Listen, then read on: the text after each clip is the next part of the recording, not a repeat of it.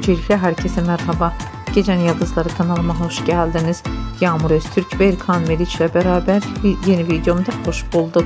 Sevilerek izlenilen Yazgı dizisinin başarılı partnerleri özel hayatta aşk yaşıyor.